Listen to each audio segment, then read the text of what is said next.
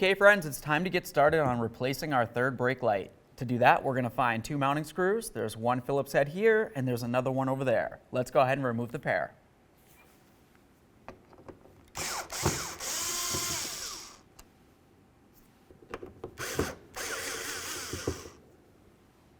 Now we can carefully grab onto this.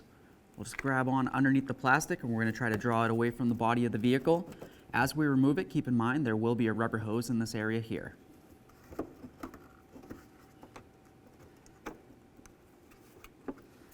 Alright. So now at this point you can see our rubber hose that comes up through here, and you can also see the wiring. Let's start with the wiring. To remove that, right where my index finger is, there's going to be a little tab. You can grab onto this. We'll give it a little squeeze, remove it. Every time you remove an electrical connector, you want to inspect it. If you see any funny colors, it's probably corrosion and it needs to be dealt with. Now we can move along to our hose. For this, I always just kind of grab onto it. I'll give it a little squeeze and I'm going to try to twist as I start drawing the lens away from it. While that's off, let's go ahead and give this a little squeeze. You just want to make sure it's not dry rotted and cracked. Obviously, you'd want to replace this if it is, because otherwise it might leak. Now for us, we're going to want to make sure that we clean all this down right here so we can make a good seal. All right, now we can get ready to install our brand new third brake light. Now let's go ahead and start with the washer fluid hose. We're just going to take this and we'll slide it right up on there.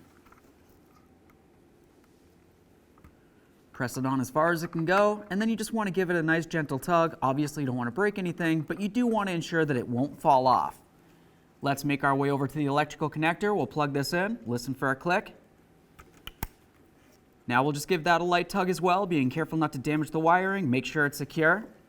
At this point we can go ahead and start sliding this into position.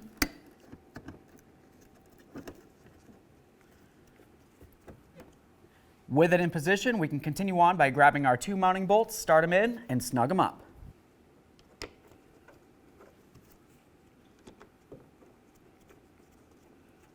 Let's snug them up.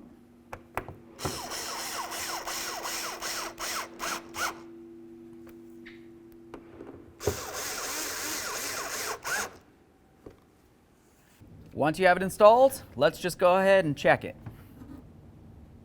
Perfect.